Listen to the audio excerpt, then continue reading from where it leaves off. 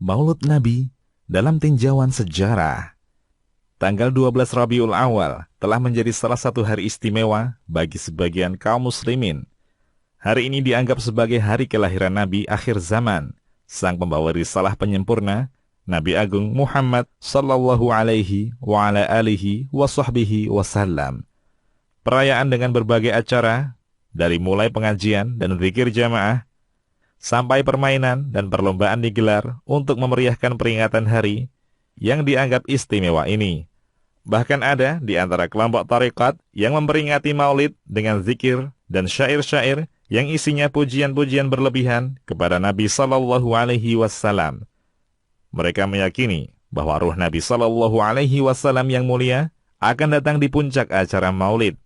Oleh karena itu, pada saat puncak acara, pemimpin tarekat tersebut memberikan komando kepada peserta zikir untuk berdiri dalam rangka menyambut kedatangan ruh Nabi sallallahu alaihi wasallam yang hanya diketahui oleh pemimpin tarekat. Sungguh, akidah semacam ini sama persis dengan akidah orang-orang Hindu yang meyakini bangkitnya roh leluhur. Namun sayangnya, sebagian kaum muslimin menganggap hal ini sebagai bentuk ibadah. Inna lillahi wa inna ilaihi raji'un. Kesesatan mana lagi yang lebih parah dari kesesatan ini? Kapankah Nabi Shallallahu Alaihi Wasallam dilahirkan? Pada hakikatnya, para ahli sejarah berselisih pendapat dalam menentukan sejarah kelahiran Nabi Shallallahu Alaihi Wasallam, terutama yang terkait dengan bulan, tanggal, hari, dan tempat di mana Nabi Shallallahu Alaihi Wasallam dilahirkan. Pertama, bulan kelahiran. Pendapat yang paling masyhur, beliau dilahirkan di bulan Rabiul Awal, dan ini adalah pendapat mayoritas ulama. Bahkan dikatakan oleh Ibnul Jauzi sebagai kesepakatan ulama. Namun di sana ada sebagian yang berpendapat bahwa beliau dilahirkan di bulan Safar, Rabiul Akhir. Dan bahkan ada yang berpendapat beliau dilahirkan di bulan Muharram, tanggal 10, yakni hari Asyura. Kemudian, sebagian yang lain berpendapat bahwa beliau lahir di bulan Ramadan. Karena bulan Ramadan adalah bulan di mana beliau mendapatkan wahyu pertama kali dan diangkat sebagai nabi. Pendapat ini bertujuan untuk menggenapkan hitungan 40 tahun usia beliau sallallahu alaihi wasallam ketika beliau diangkat sebagai nabi. Kedua, tanggal kelahiran. Disebutkan dalam sebuah hadis yang diriwayatkan oleh Muslim bahwa Nabi Shallallahu Alaihi Wasallam pernah ditanya tentang puasa hari Senin. Kemudian beliau menjawab, "Hari Senin adalah hari di mana aku dilahirkan, dan pertama kali aku mendapat wahyu." Akan tetapi, para ahli sejarah berbeda pendapat tentang tanggal berapa Nabi Shallallahu Alaihi Wasallam dilahirkan. Di antara pendapat yang disampaikan adalah hari Senin Rabiul Awal, tanpa ditentukan tanggalnya. Tanggal 2 Rabiul Awal, tanggal 8, 10, 12, 17 Rabiul Awal, dan 8 hari sebelum habisnya bulan Rabiul Awal. Pendapat yang lebih kuat, berdasarkan penelitian ulama ahli sejarah, Muhammad Sulaiman Al-Mansur Furi, dan ahli astronomi Mahmud Basya, disimpulkan bahwa hari Senin pagi yang bertepatan dengan permulaan tahun dan peristiwa penyerangan pasukan gajah dan 40 tahun setelah kekuasaan Kisra Anushirwan, atau bertepatan dengan 20 atau 22 April tahun 571 Masehi. Hari Senin tersebut bertepatan dengan tanggal 9 Rabiul Awal, Ar-Rahiqul Makhtum. Tanggal wafatnya beliau. Para ulama ahli sejarah menyatakan bahwa beliau meninggal pada hari Senin, tanggal 12 Rabiul Awal, tahun 11 Hijriah, dalam usia 63 tahun lebih 4 hari. Suatu catatan penting yang perlu kita perhatikan dari dua kenyataan sejarah di atas, antara penentuan tanggal kelahiran Nabi Sallallahu Alaihi Wasallam dan tanggal wafatnya beliau Sallallahu Alaihi Wasallam. Kenyataan ini menunjukkan bahwa para ulama tidak banyak memberikan perhatian terhadap tanggal kelahiran Nabi Sallallahu Alaihi Wasallam. Karena penentuan kapan beliau dilahirkan sama sekali tidak terkait dengan hukum syariat. Beliau dilahirkan tidak langsung menjadi nabi, dan belum ada wahyu yang turun di saat beliau dilahirkan. beliau baru diutus sebagai seorang nabi di usia 40 tahun lebih 6 bulan. Hal ini berbeda dengan hari wafatnya Nabi Sallallahu Alaihi Wasallam, seolah para ulama sepakat bahwa hari wafatnya beliau adalah tanggal 12 Rabiul Awal tahun 11 Hijriah. Hal ini karena wafatnya beliau berhubungan dengan hukum syariat.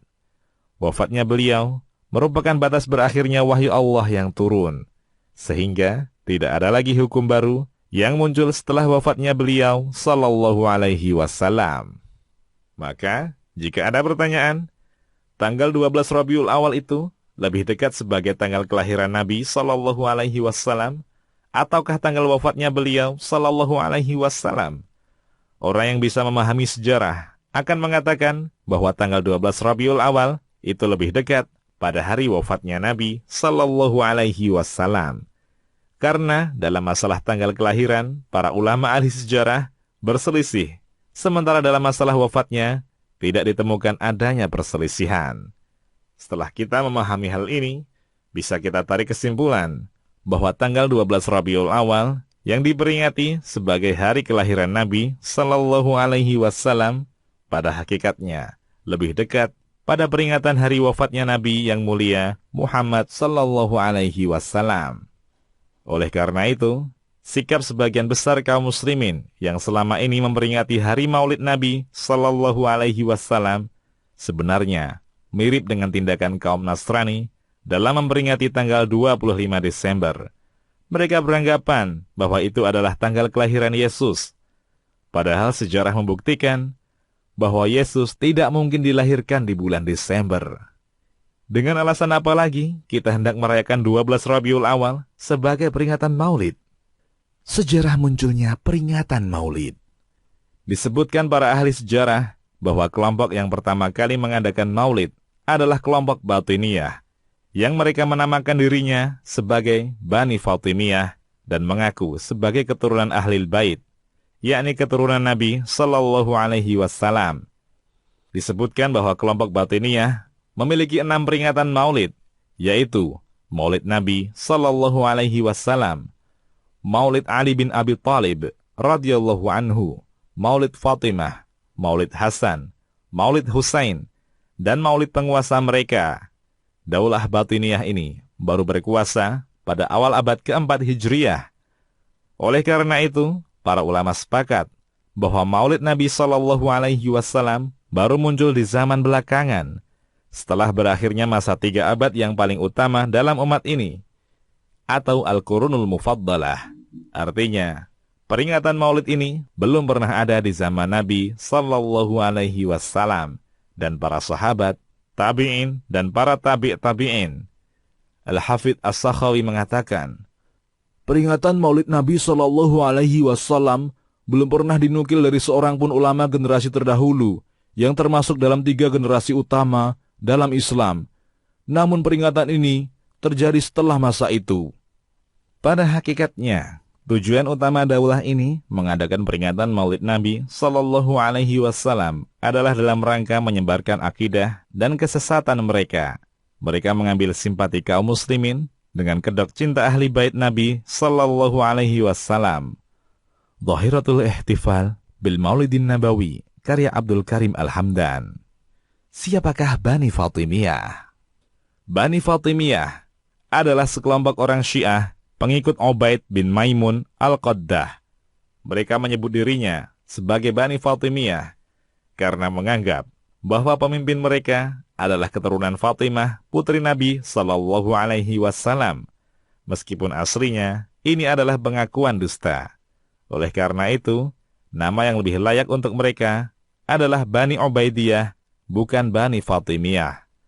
Kelompok ini memiliki paham Syiah Rafidhah yang menentang Ahlus Sunnah dari sejak didirikan sampai masa keruntuhannya. Berkuasa di benua Afrika bagian utara selama kurang lebih 2 abad.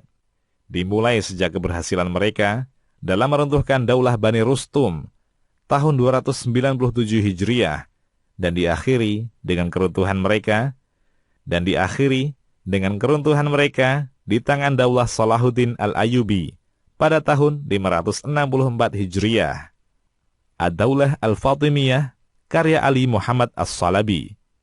Daulah Fatimiyah ini memiliki hubungan erat dengan kelompok Syiah Al-Qaramitah Batiniyah. Perlu diketahui bahwa kelompok Al-Qaramitah Batiniyah ini memiliki keyakinan yang sangat menyimpang dari ajaran Islam.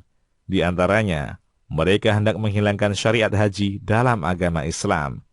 Oleh karena itu, pada musim haji tahun 317 Hijriah, kelompok ini melakukan kekacauan di tanah haram dengan membantai para jamaah haji, merobek-robek kain penutup pintu Ka'bah, dan merampas Hajar Aswad, serta menyimpannya di daerahnya selama 22 tahun.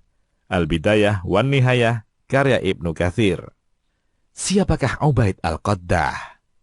Nama aslinya Ubaidillah bin Maimun, kunyahnya Abu Muhammad, digelari dengan Al-Qaddah yang artinya mencolok. Karena orang ini suka memakai celak, sehingga matanya kelihatan mencolok. Pada asalnya, dia adalah orang Yahudi yang membenci Islam dan hendak menghancurkan kaum muslimin dari dalam.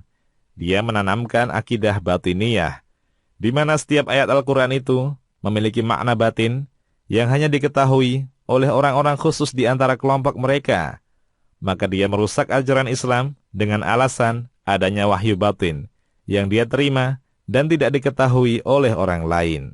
Al-Ghazwul Fikr dan Ad-Daulatul Fatimiyah, karya Ali Muhammad As-Salabi. Dia adalah pendiri dan sekaligus orang yang pertama kali memimpin Bani Fatimiyah. Pengikutnya menggelarinya dengan Al-Mahdi Al-Muntazar, yang artinya Al-Mahdi yang dinantikan kedatangannya. Berasal dari Irak dan dilahirkan di daerah Kufah pada tahun 206 Hijriah. Dirinya mengaku sebagai keturunan salah satu ahli bait Ismail bin Ja'far As-Sadiq melalui pernikahan rohani, yakni nikah non-fisik. Namun, kaum muslimin di daerah Maghrib mengingkari pengakuan nasabnya.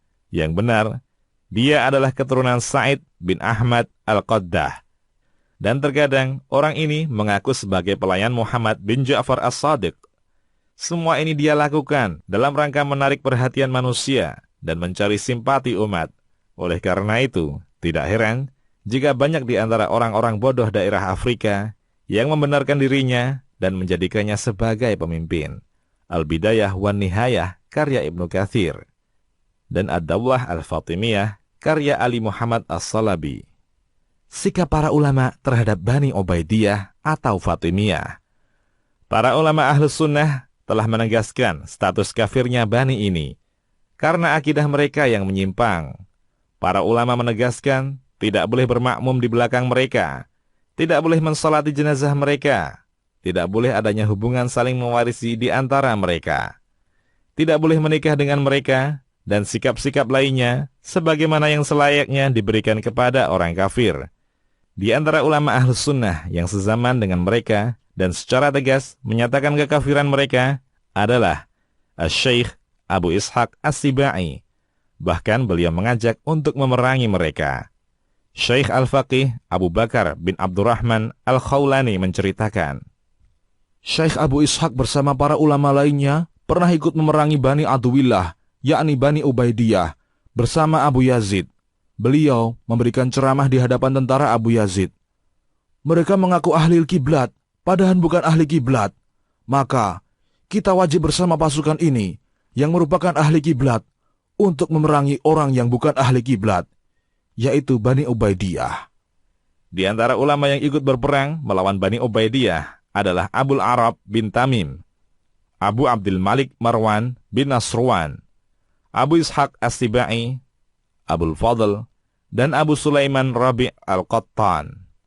Setelah kita memahami hakikat peringatan Maulid yang sejatinya digunakan sebagai sarana untuk menyebarkan akidah kekafiran Bani Ubaidiyah, akankah kita selaku kaum muslimin yang membenci mereka melestarikan syiar orang-orang yang memusuhi ajaran Nabi Sallallahu Alaihi Wasallam? Perlu kita ketahui bahwa merayakan Maulid bukanlah wujud cinta kepada Nabi Sallallahu Alaihi Wasallam. Bukankah para sahabat, ulama-ulama tabi'in dan tabi'-tabi'in adalah orang-orang yang paling mencintai Nabi Sallallahu Alaihi Wasallam? Namun tidak tercatat dalam sejarah bahwa mereka merayakan peringatan Maulid. Akankah kita katakan mereka tidak mencintai Nabi Sallallahu Alaihi Wasallam? Seorang penyair mengatakan, jika cintamu jujur, tentu engkau akan mentaatinya. Karena orang yang mencintai akan taat kepada orang yang dia cintai. Cinta yang sejati bukanlah dengan merayakan hari kelahiran seseorang. Namun, cinta yang sejati adalah dibuktikan dengan ketaatan kepada orang yang dicintai. Dan bagian dari ketaatan kepada Nabi SAW adalah dengan tidak melakukan perbuatan yang tidak beliau ajarkan. Wallahu waliyut taufiq. Demikian, wallahu a'lam. Kisahmuslim.com. Kisah penggugah jiwa.